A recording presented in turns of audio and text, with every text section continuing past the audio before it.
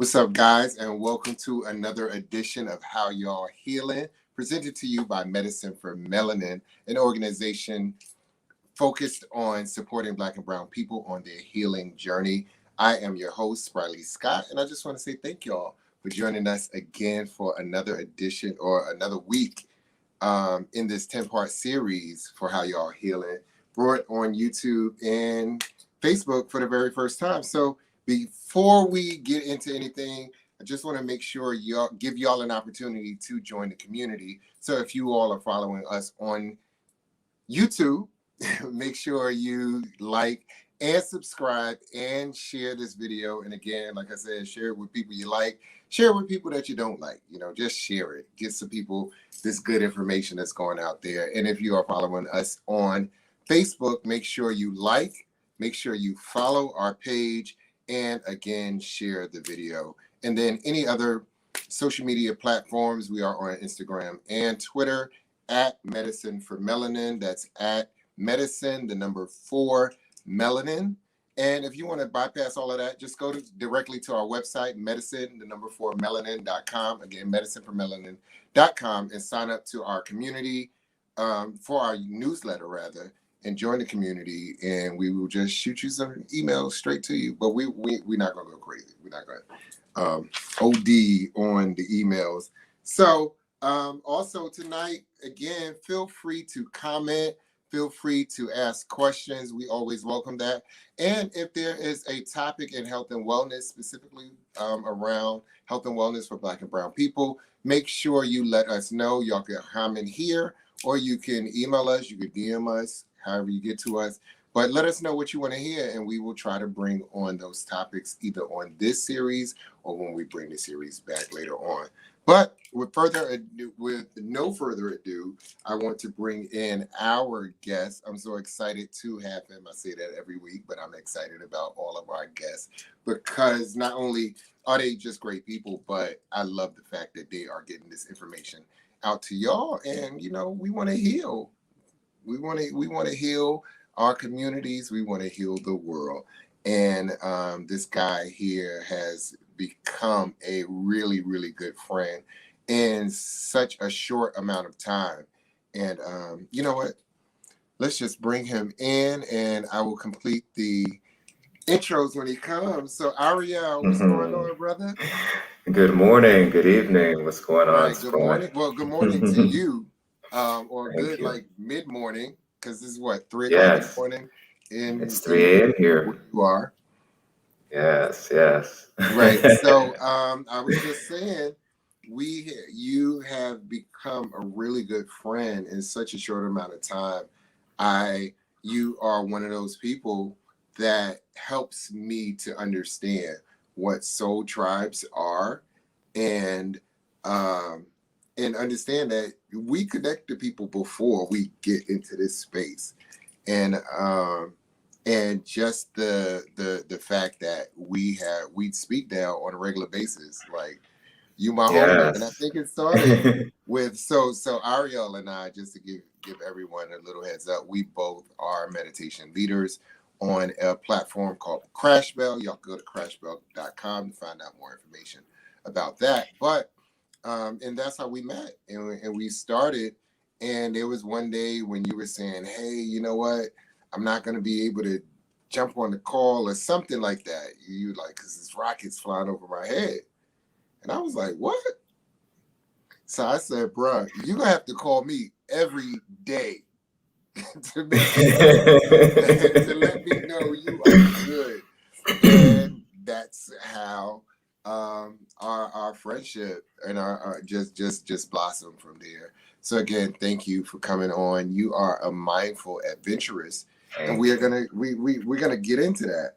But so before you went to Israel, and correct me if I'm saying it wrong, Givataya. That's it has a nice ring to it as well. Give it time. Give it time. It means two hills. Right, and you're like you're east of Tel Aviv, and and so before we get into anything, I definitely want to send our prayers and just some positive energy out to you and your community. And just, can you give us an idea of, for people like me who don't watch the news, and but from your perspective, what is the climate like now, and how are you healing in this process? Well, that's a great question. So here, things have definitely cooled down over the last week now that we have a ceasefire. And this conflict has been going on for much longer than what many assume, because when you see what's happening on the news and they say, the Israeli-Palestinian conflict, or the conflict between Israel and Gaza, this isn't something that's new. This has been going on for quite some time, and there's a lot of history behind that, which, just for the sake of time, I'm not going to go into the historical aspect. However, at this moment, things are quiet and there's a sense of peace. And in terms of healing, really the mindfulness is where it's at. I remember when we were chatting and I said, look, there's rockets, flying ahead, and I got to run and duck for cover and go to the bomb shelter and run to the hallway. And I think at one point you were tripped out, like, wait, but you sound so calm. Right. No, yes, but this is to give the audience an idea. So one of the things that we do, we talk via, we do a lot of the voice messages instead of texting. And in the middle of a text, he'll be like, oh, hold on 1 second, there's a rocket.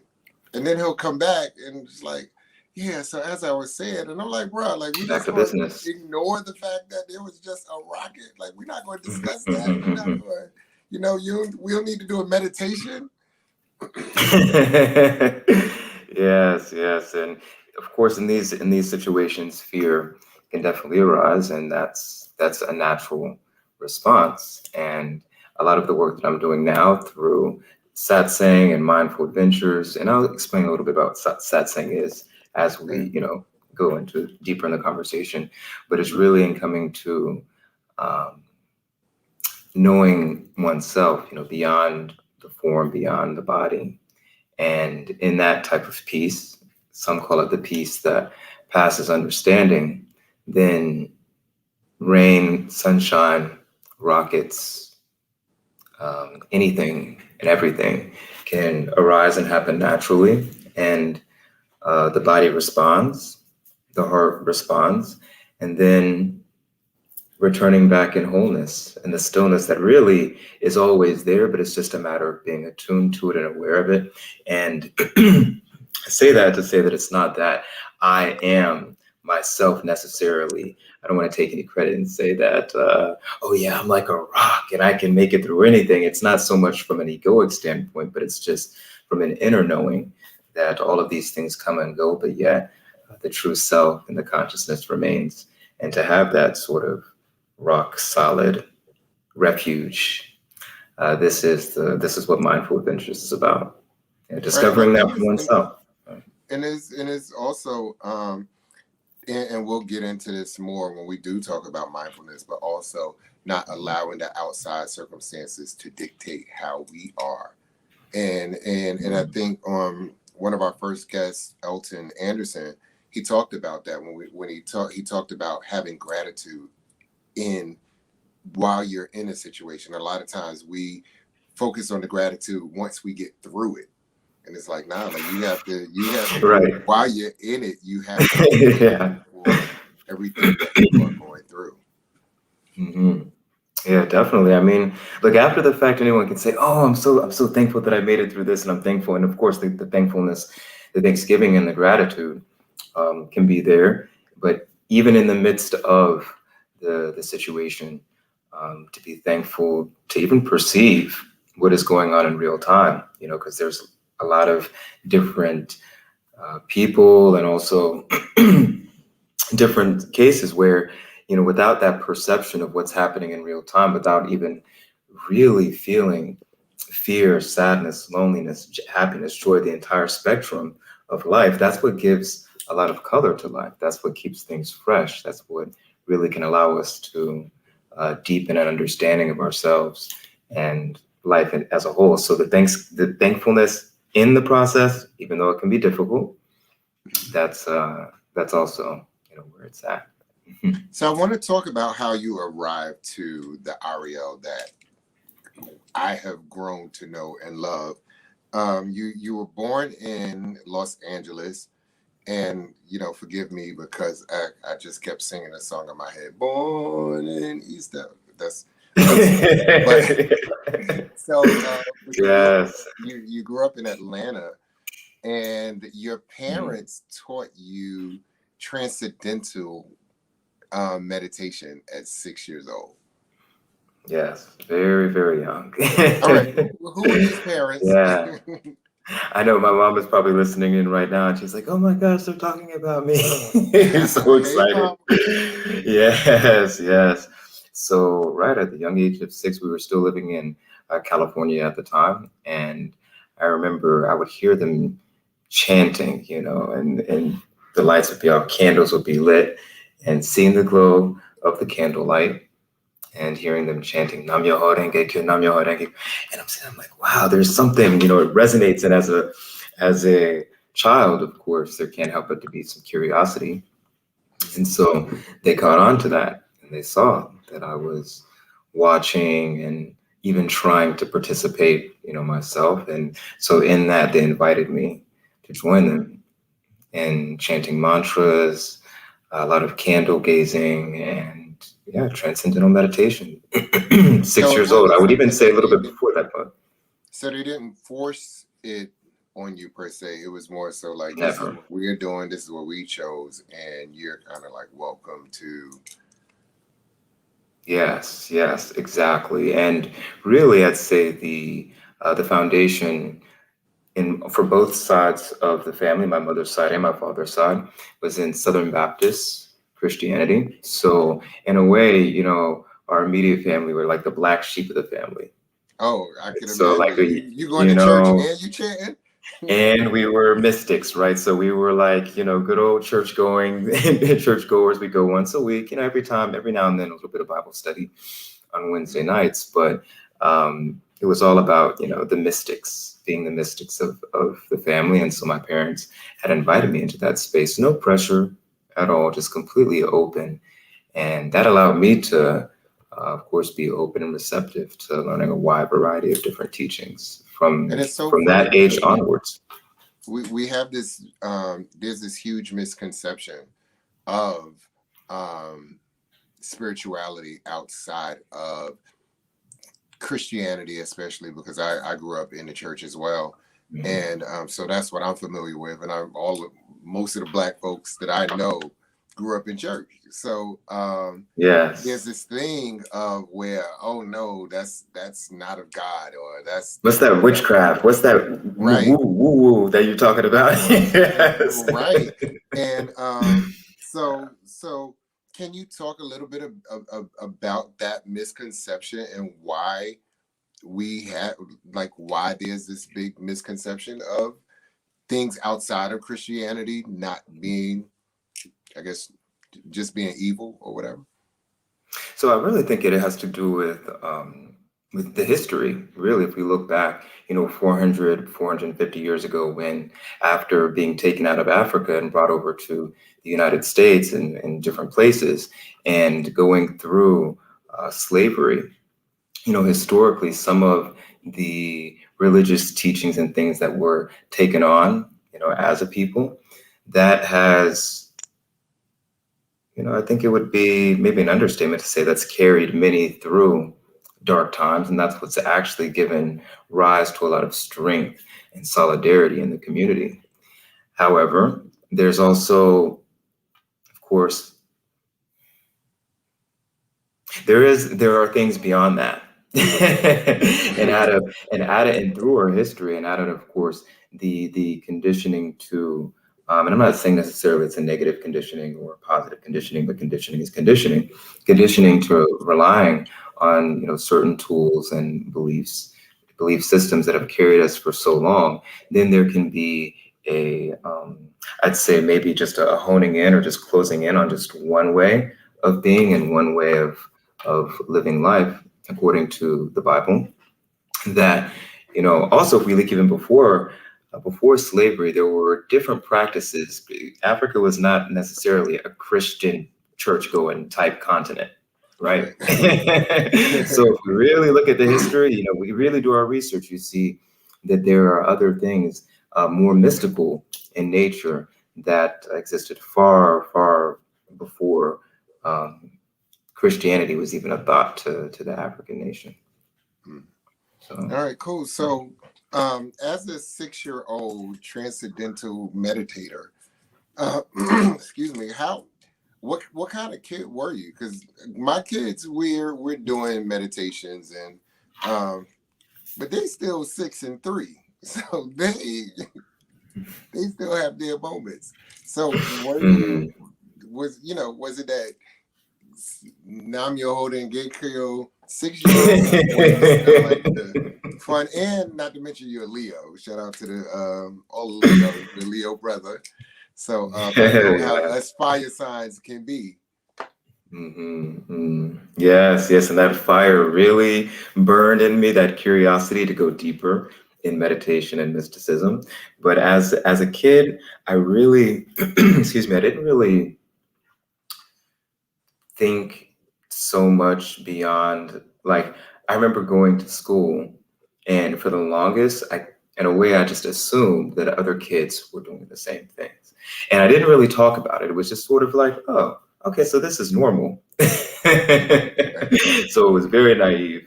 But however, yeah, I still had fun, as a kid, and still had, regular kid stuff. But at the same time, it was really, going to school, waking up in the morning, lighting candles, burning incense, chanting, meditating, going to school, coming home, doing the homework, and then, looking over at the candles, lighting them, and doing year after year, and doing yoga and Tai Chi. But again, it was, when I look back, I just kind of get into a little bit of I'm dumbfounded by the naivety of really looking around and being like, oh yeah, this is normal. The kids are doing this too. And come to find out they weren't. So,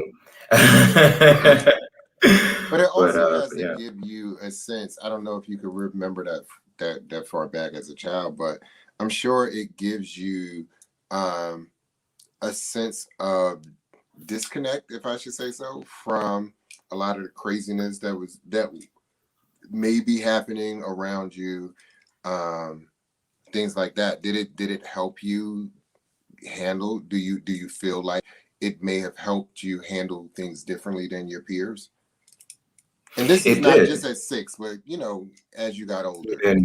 Even growing older, yes, but there was also, I'd say that there was, it helped and it assisted in many ways, but there was also a little bit of a disconnect. And so what I'll explain is, it may take a few minutes to explain this, but this is something that's very important for those who are listening and getting their kids involved. And I know, Spry, with your kids getting in meditation and mindfulness, these things are really hidden. There's a lot of treasure that's there in terms of emotional management and navigating this world.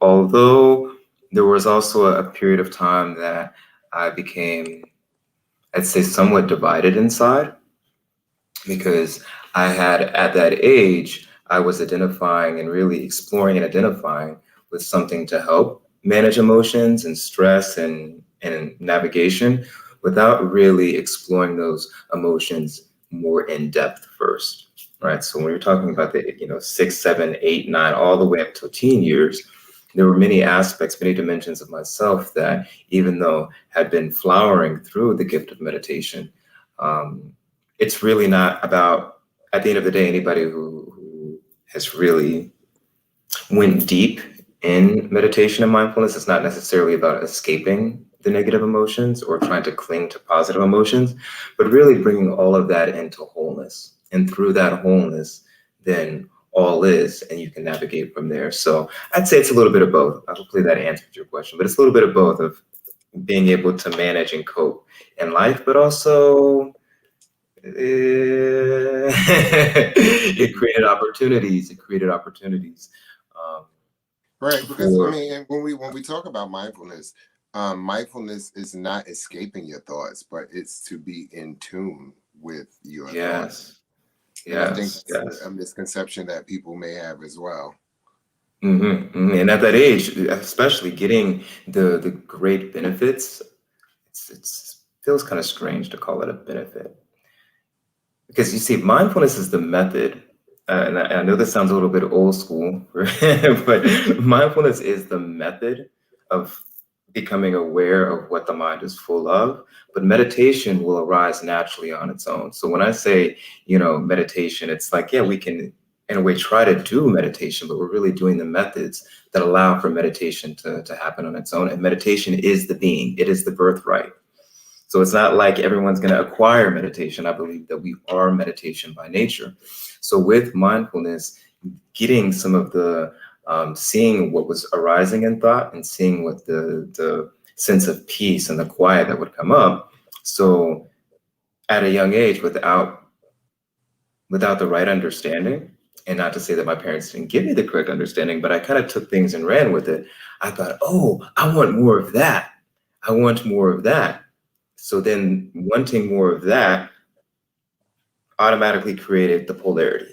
You see, because if you're gonna cling to, okay, so I want more of the peace and quiet, then that's where that clinging came in, and then anything that would come up that was in conflict with that started to, you know, create more of a polarity and a little bit of division inside. So, Right. And I think and you have to have that, and you have mhm. to have that sort of chaos to understand that you like the piece.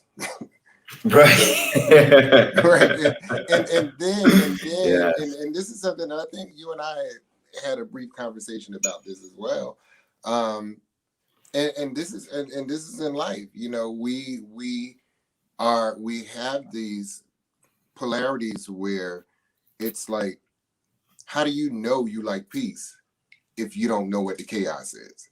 And Hmm. then again, like when you're in that peace, the universe would be like, oh, look at you all being cute over there in peace. Right. Let me Let's give you rock the some more boat. chaos to see if you really Yes. figure it out. It's kind of like when I remember, I'm not gonna say the name of the show, but I finally weaned myself off of one of the reality shows, and just in my own, I'm not judging anybody that watch it or whatever, but it was one in particular that I knew I did not. I was like, I can't. It's taking up too much of my time. It's taking up too much of my Hmm. energy, or whatever. I made the decision. I'm leaving it, right? And then they were like, and next season, and they brought some of the old people back, and they had the reunion, and it was like that was the Uh, test. It's like it's easy one thing to say, all right, I'm not going to do it, but then when there are other things that are kind of like bringing you back, that are drawing you in. So again, like you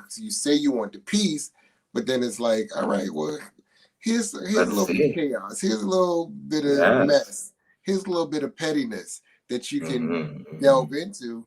And so that's the test to see, to help. And I don't want to say test, because a test means if you don't do it one way, you fail. But it's not so much about a Right. test, but it's just an opportunity for you to make a decision on what resonates with you. Yes. Yeah. Yeah. Well said. I mean, really, when that opportunity comes up, there's a part of that opportunity is either reverting back to conditioned way of thinking. Like you said, it's so easy to say, I'm never going to do this again. I'm never going to do that again. Or no, I think I'm good on this and I think I'm good on that. But really, the opportunity is there to make a conscious choice. How conscious is this choice? Right. And then once we see, okay, well, I'm consciously choosing despite the conditioned response of the mind, despite the allure of whatever it is that's bringing me back in, I'm consciously choosing to be Right. here now with, moving forward with or without it. So speaking of So yeah. consciously choosing, you've had a bit of a journey as well. So you've had an opportunity to explore many different types of practices and Hmm. religions and belief systems. You've touched on Buddhist and Hindu practices, and then you've also explored Jewish mysticism. And so many other things to kind of like get you to where you are. Can you talk a little bit about that journey and what are some of the things that you kind of like took with you? Yeah, I'd be happy to. Yeah, so it's been one hell of a journey for sure. And from the young age, right after 6, 7, 8, 9 years old, as I started to get older, I was still, and I want to say this, but first start by saying that the family was still rooted in the church, somewhat rooted. You know, we would go to church on Sundays, sometimes go into Bible study, but then in between, I would deepen my exploration of other practices and other religions. So first, it was getting deeper into Buddhism, really learning meditation in Buddhism, seeing in Hinduism. Um, Getting more into yoga and studying yoga and practicing really faithfully for a few years. I mean, there were so many things. It's like I don't even. It's so funny, Spry. When people ask me for my story, sometimes I get a little bit lost because so much has happened in these 36 years. But I will say I'll focus on the main, the big moments that took me up from place Okay. to place, right? So it was by, I'd say, my mid-teens, mid to late teens, that out of all of the books and all of the different practices and teachings that my parents had shared with me in their library on just about anything and everything, they had this beautiful library of all the different world religions. So there was one section in particular that I was not allowed to see, and it wasn't Kama Sutra. It was like that. I was going to say, because I had a section like It's that that too. freaky stuff. Fire. Wasn't the freaky stuff, but no, it was. But it was all in Kabbalah and Jewish mysticism. So my father, he was very adamant to. He says, no, you don't touch this. This stuff isn't for you. Very esoteric Kabbalah, the practical Kabbalah, not necessarily the traditional Kabbalah that was passed down, you know, through tradition in the Torah, but it was in practical esoteric Kabbalah, and him telling me, you know, no, you need to wait, don't touch this, you can't study it. Naturally, any teenager who hears that enough is going to say, all right, I'm just going to wait until you're not looking, and I'm going to go in here and get into your books and see what's going on. That's And how so that was some of my best knowledge. yes. So that was a major turning point for me, really, is getting in more into esoterics, mysticism, and Kabbalah. For those of you who aren't familiar with it, this is Jewish mysticism. So it's really, I'd say in a nutshell, it's learning about the technology and the structure through symbols, the structure of the universe and the structure of, I'd say, the divine being personified through the human being, through symbolism and through a very complex map of how the divine personality is reflected in the human being. So once I caught a hold of that, it was on. All right. So so again on it, so on your journey of self-discovery, you started out looking for a closer relationship with God, and Yes. And then through that you started looking at a better relationship with self, and talking about like, well, who am I, and what were some of the questions that you asked on this self, on this journey, and what were some of the answers that you found? Wow, good question. So to be honest with you, I didn't actually get into that question until my mid-20s. And how it happened was, and I'll say that throughout my youth and all of the studying and the practicing and really just devoting my whole heart to ways and spirituality, through that, it became, at some points, at some moments, it became more about that. If I'm just going to be very honest with you, it became more about the studying and the practicing rather than fully integrating the understanding of who I am and what I am. And so when I reached, I think it was 24 or 25, then there started to become like this slight curiosity. Something would arise inside saying, okay, this is strange. After everything that I've been through, after everything that I've learned, after all of the meditation, after all of the practice, the study, the praying, all of this, what am I looking for? What is exactly, after all of the good things that I've tasted and seen, what is it exactly that I'm looking for? And that's when it seems like right in that period of time, opportunities of deepening in that knowing would come up. I discovered Muji. Muji is a master in non-duality and spiritual teachings. He's over in Portugal. Eventually, I discovered Osho. But around that time is when also it was a little bit chaotic too, because I was going through a conversion process to Judaism as a part of me being turned on to the Kabbalah. So I was kind of juggling a lot of different things. But as I was juggling, I would kind of look and be like, what is it that I'm looking for? Okay, well, it's landing. Okay, this is good. I'm just going to keep walking. What is it exactly that I'm seeking? Okay, now I need to go into the self. And so the questions, I'd say in a nutshell, that I start to ask is, what exactly is it that I'm calling myself? What is the self? That was the key question. Right? Is it my body, my form, my name, my mind, my sexuality? I was also deeply closeted until I got to Israel. So until right after I got to Israel, about 12 years ago. So all of these things started to come up, and I realized that I had to face it and take it from, it's not just about being spiritual, it's being total, right? Being physical, spiritual, being all of these dimensions of oneself, having to explore that in wholeness. And then once I left the religious community in terms of the Jewish tradition, and even though I'm still here in Israel, I don't identify as a religious Jew, anymore. Okay. I had to return back to my roots, which was in meditation and mindfulness. And that's when I discovered Osho and, Osho Rajneesh, right? I'm sorry, are you familiar with Osho? Well, we talked about it briefly. Okay. Talked about, yeah, So, excuse me, yeah. yes. Because Osho, he's a very controversial figure in this lifetime. Anybody who's known or seen of Osho, maybe I think it's called Wild Wild Country. He's also a master in Zen, Tao, mysticism, you name it. He's a master in that.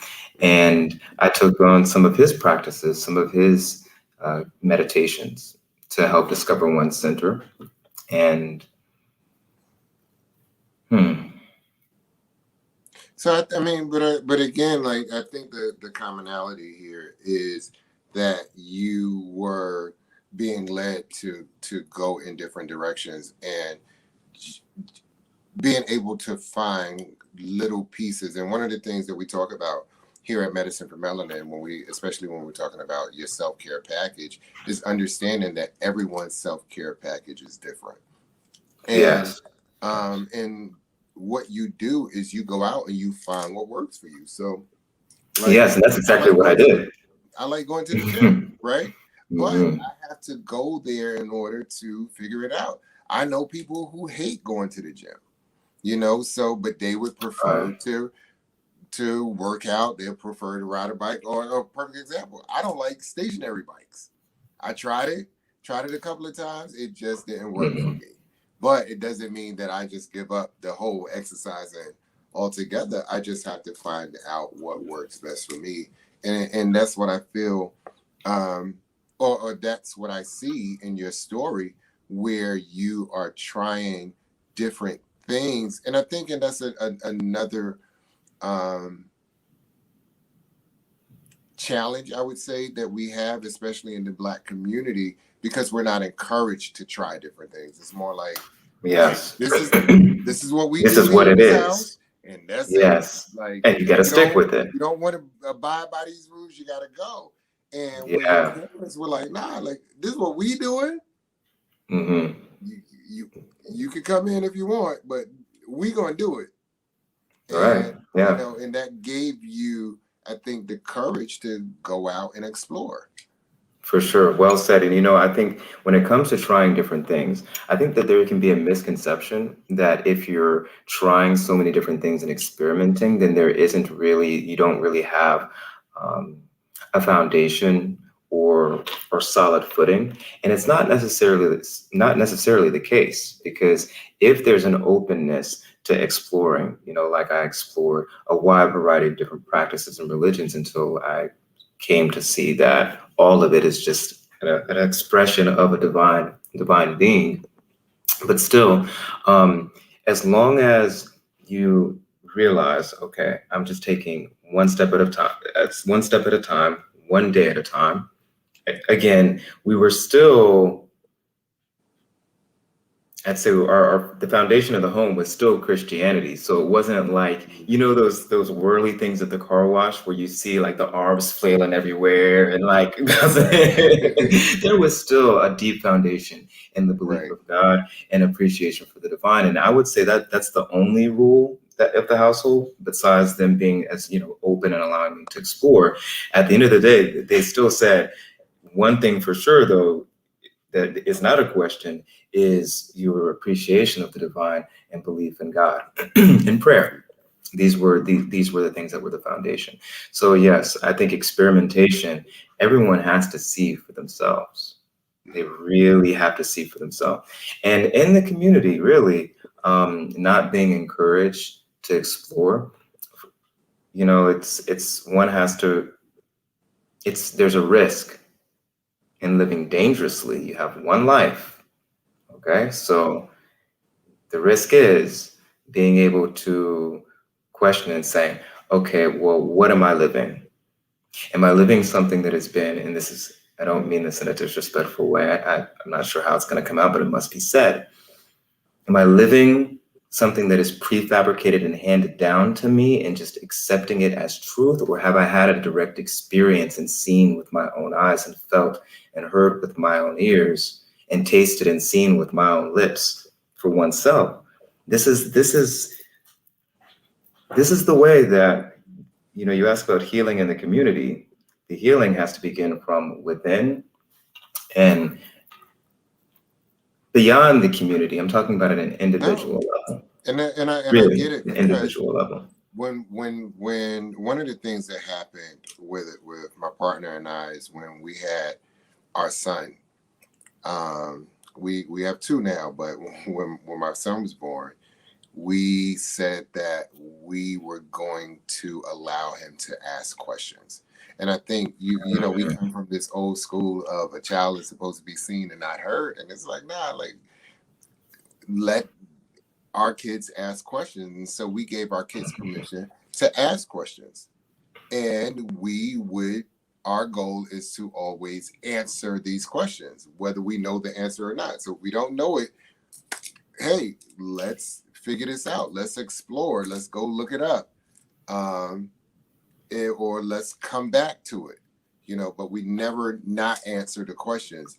But in giving our kids permission to ask questions, we kind of gave ourselves permission to ask questions. So then we started asking, all right, well, why are we doing this? Why do we go to church every Sunday? Like, what are we, like, are we actually present when we go? What are we getting? How are we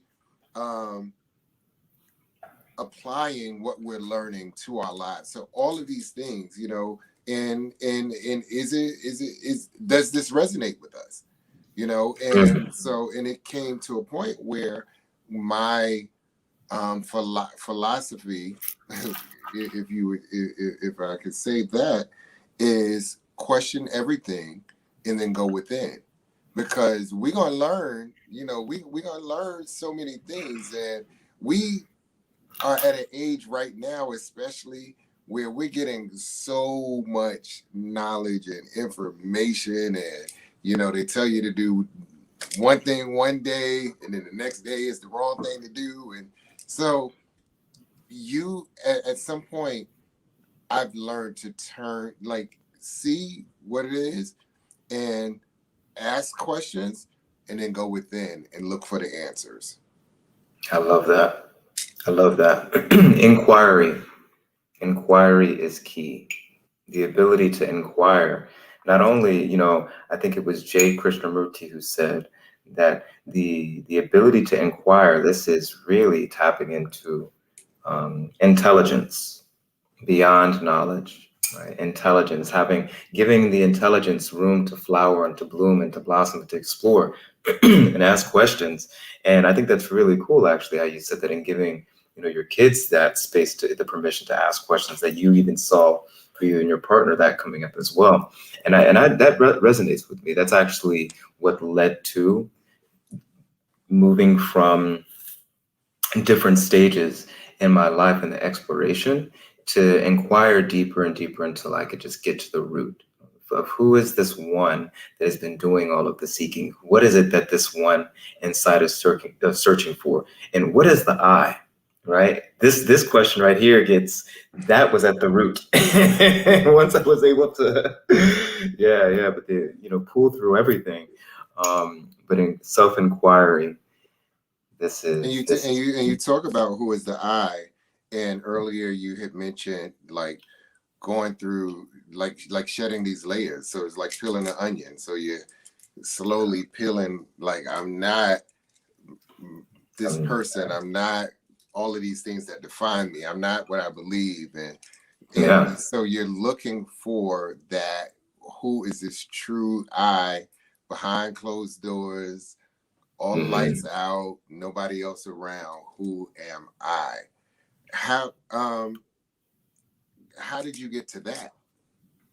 Well, so I started learning the teachings of, so I started learning the teachings of Sri Ramana Maharshi. Sri Ramana Maharshi is, I'd say, the most prominent figure, or the main figure of this generation when it comes to non-duality, also known as Advaita Vedanta, a branch of Hinduism, but we'll just call it non-duality.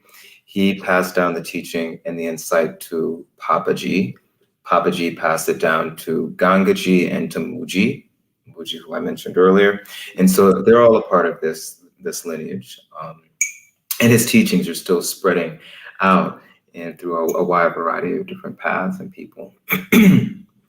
But so being able to sit and inquire, what is this I, and how does it appear? Now, initially, for me, at least in my experience, it appeared to be a very, very abstract approach, right? And it can sound that way. You think, okay, if I'm sitting alone and I'm asking myself these existential questions, is it getting philosophical? Not at all. The mind will turn it into a philosophy, but it's not meant to be this endless cycle of, is it this or that? It's really meant to just see directly with awareness. Now, this brings up two things I discovered. The first is that understanding that you are awareness. I tried to approach this question of what am I, but without there being some silence, this is where the mindfulness comes in, without there being any degree of silence or centeredness and awareness as awareness, then the mind will immediately come and fill it up with lots of answers. And that's what happened in my case. Initially, it was, oh, okay, well, the obvious. Oh, you're black and this is and that. Mind's chattering. Okay, thank you, mind. Hold on. Where does this I arise from and return to? And then the question had to get a little bit more cutthroat. So, okay, so where is this thought coming from? This is the question. Where is this thought arising from and disappearing to? And in framing these questions correctly, not necessarily asking the mind for an answer, but just contemplating in the silence, one comes to see, as has been attested, you're not coming to see it through belief. You're not coming to see it through some woo-woo magic, any type of strangeness. right? You come to see that all of the thoughts, perceptions, emotions, feelings, stories, narratives, anything and everything that can be experienced in the physical or the mental, all of that is arising within a space. Some would say it's awareness, pure consciousness, is arising within and as awareness, and it subsides within that awareness, and then letting go of that awareness remains. So that experience is something that came to me, and there were many, I'd say, awakening experiences along the way. But then it culminated to a point where, without any doubt, there's it's as clear, it can be as clear as day when one deepens in this practice of sitting silently. There's a few different ways you can approach it, but I say sitting silently, doing nothing, staring at a point on the wall and not moving, and allow thoughts to arise and subside. Allow, okay, stomach is growling. It stopped growling. Now there's hunger. Hunger subsides. I'm pissed because of what happened 6 years ago and such. Maybe that's why I'm bitter. That, you see what I'm saying? Like all different types of stories and thoughts. Quite literally, the emptiness of all matter appears in yes. O'Neill. Oh, I didn't know we could see questions on this. O'Neill. Bingo. Yes. Now, of course, one would ask, okay, so then if it's that simple, then why aren't all 7 billion beings doing it? Well, I think O'Neill, what he's pointing to when he says the emptiness, it is very significant. It's because to face the futility and the utter emptiness of clinging to false notions, when this is the conditioning that most of the people in the world go through, is the conditioned responses, conditioned identifications with body, with name, with form, with all different types of things. So in coming to face that, the fear arises that their life is a fiction. But see, I told you, Spry, sometimes I get raw with this. I'm very, please forgive me. To kind of put it in layman's terms, the way I look at it is almost like when a parent, like when you're a parent and your child is a teenager and they go out, right? And you say, all right, be home at midnight. And they're not home at midnight, right? So at 12:01, and then you call them and they're not answering the phone. And by 12:10, you still don't hear from them. You call them, the phone goes straight to voicemail. That's that emptiness, and it's that not knowing, and your mind will fill up this emptiness with things based on what you've experienced, what you've gone through, or whatever. So if your child comes home, or rather, if you, let's say you grew up doing that, but you know that there's people on the way that's looking out for them and all of that, then your mind is going to fill it up with, oh, they're okay, they'll be here shortly, blah, blah, blah. But on the other hand, if you sit in front of the news and you watching people getting shot and car crashes and all of that, then your mind is going to fill that up. We naturally fill up these spaces. And I think, and for me, mindfulness is quieting all of those. It's not, again, like not so much just quieting the thoughts, but understanding where, like you said, where those thoughts come from. Mm-hmm. Oh yeah, right. And in that understanding, it's like suddenly some space. Don't you feel like in that there's some space that opens up where you're like, oh, I see. It's not a matter of, oh, okay, so this thought is necessarily, this is a positive one I'm going to hold on to, and this is a negative one that I'm going to drop. Or really, there starts to become through mindfulness, all-inclusive seeing. Right, the light of awareness is all-inclusive. Right. So I want to get to we on our flyer we talk about living this life without living life without limitations, and again that goes back to shedding these layers. what is a life without limitations, and how do we attain to that? Oh, good question. So a life without limitations is really boils down to knowing oneself. Very simple.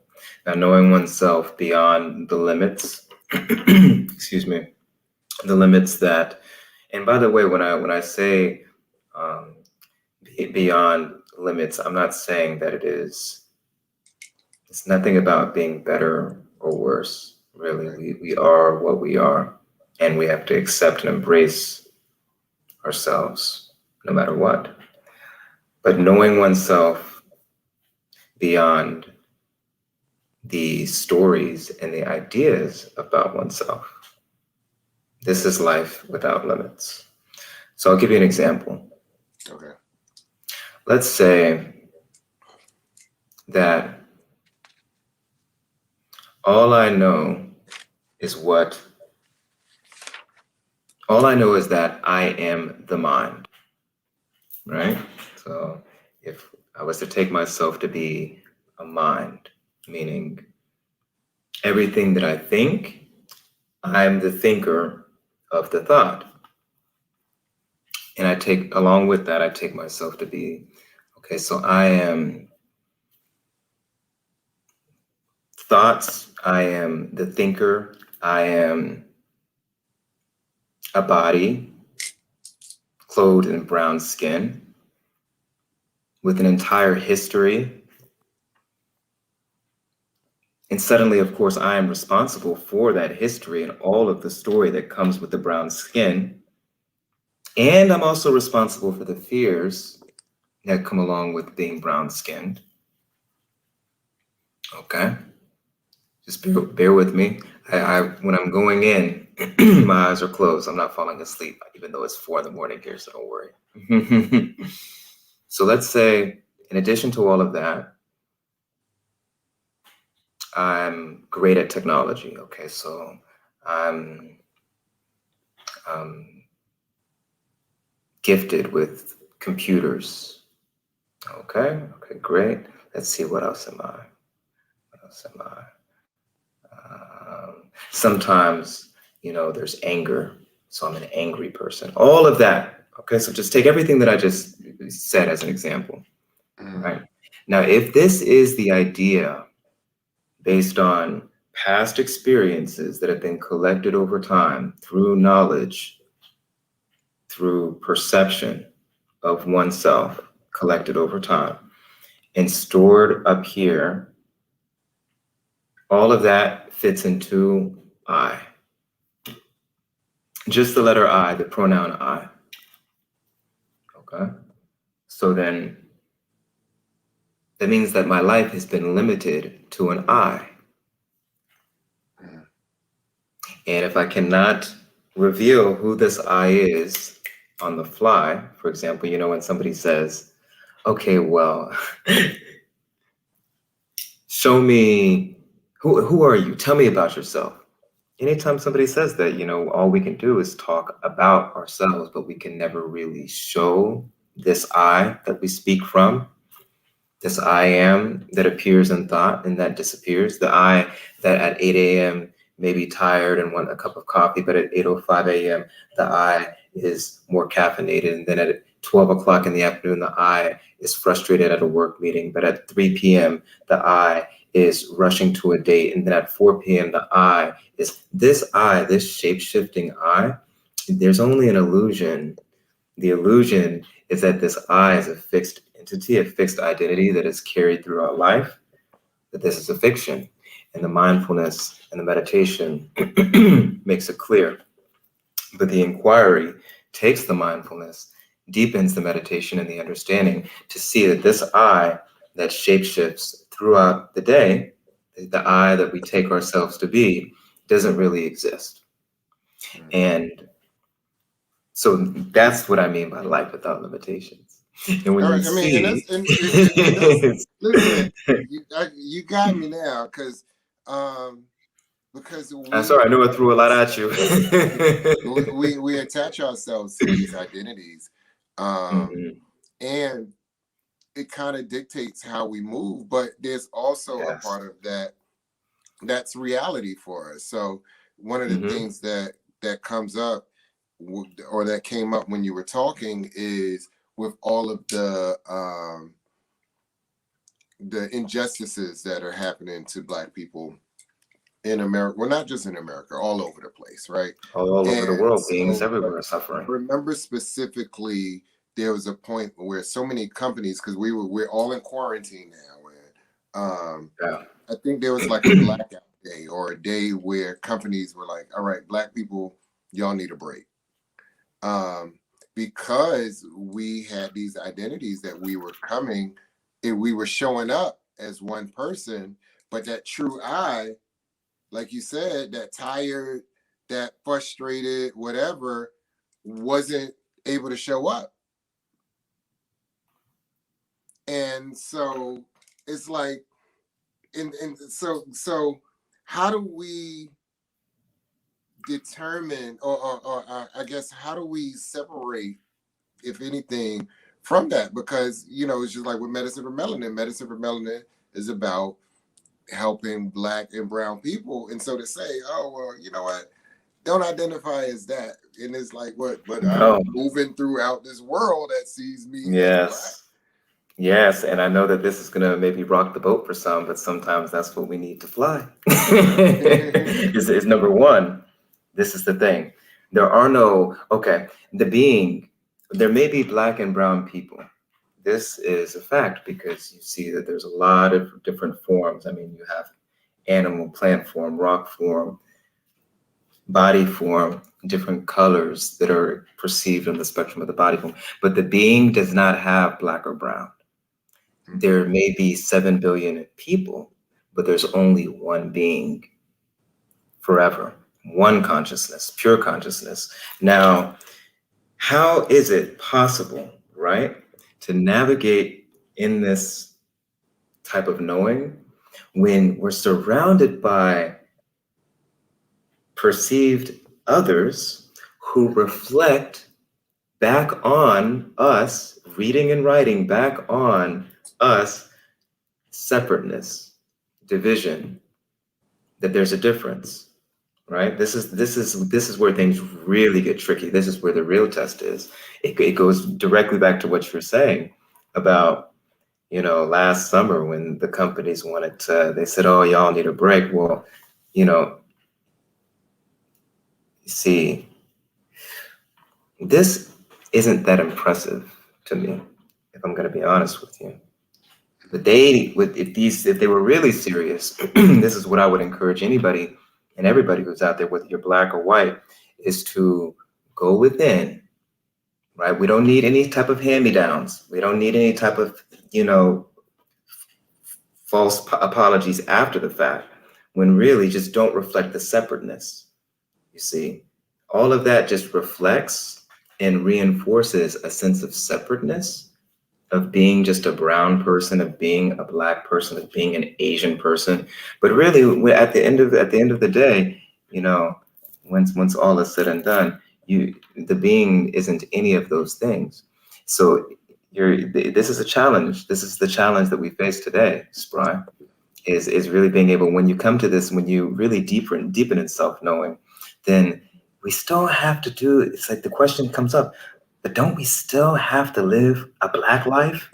No, your life. Now, of course, the perceived others may be reflecting back through their knowledge and their perception to say, oh, but you're Black. And are you angry? How do you feel? All of this? No, it's not really. That comes from their lack of the true understanding of themselves. I know it sounds, kind of straightforward, but of course, only deepening in mindfulness and meditation, all of these paths lead to the same sea. And I think it goes back to the very beginning of our conversation when we talked about you being in the midst of a war zone and not allowing the outside to dictate how you move, how you think. It's like you make a decision of, this is what I'm going to do. This is how I'm going to be. Yeah. I'm going to meditate. you know, whether it's rockets flying or not. And it's the same thing, where you're not going to allow these outside perceptions of who we are, or these labels that were given to us, to dictate how we move. And we at some point make a decision for ourselves. We go within and say, look, this is who I am, period. And Yes.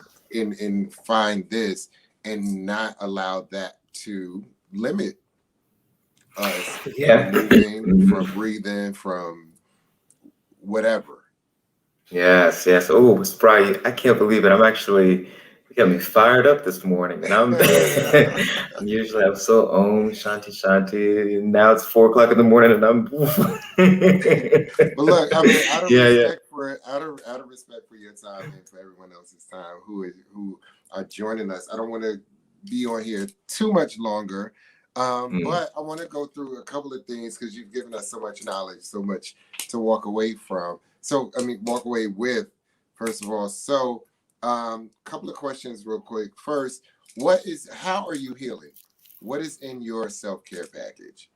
My self-care package. So it's all about satsang. Satsang is a Sanskrit term for a true association, true company that's inviting others to enter a space of mindfulness and inquiry, sending questions in, responding to questions. In terms of when you say how am I healing, you mean how do I help others heal, or how am I healing myself? How are you healing as a healer? Because I think one of another misconception is that healers don't need the healing. You know, and yes, and yes. it's like preachers need a preacher, teachers need a teacher. Now I'm about to say, and the only one is a teacher. But you know, healers need healing. Yes, You know, yes. or healers need healing. So Right. what do you do to heal, or what is a part of your healing? A part of it is staying as the self. So once the insight is clear, that to abide in awareness, to abide in silence and the peace, to, as some would say, keep vigil, stay vigilant. So I stay vigilant in meditation, every morning, every evening, even before and after work, just returning back and saying, okay, I'm here. Keeping vigil, staying in awareness. This is the best medicine in terms of how I'm healing and staying healed. Awesome. And all right, so you know what? Let's just go right ahead. We have a game of word association. So I have 5 words, and I started off by giving the guests 20 words to kind of like play with. So you can give me one word, you can give me a phrase or whatever. But what's the first thing that comes to mind when you hear these words? So I'll start out with meditation. Awareness. Okay. Self. Wholeness. Nature. God. Satsang.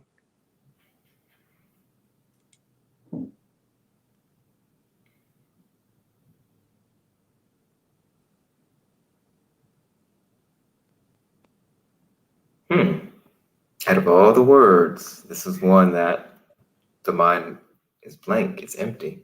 Emptiness. Okay. And last one is love. Life.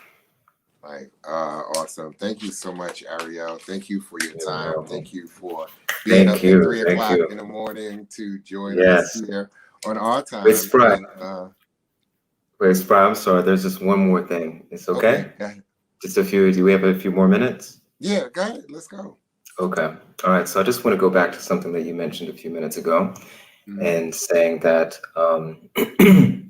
that we should come to, whether it's as a Black community or any community, anybody, to come to a place to where you don't let the outside dictate what's going on within and dictate how we see ourselves.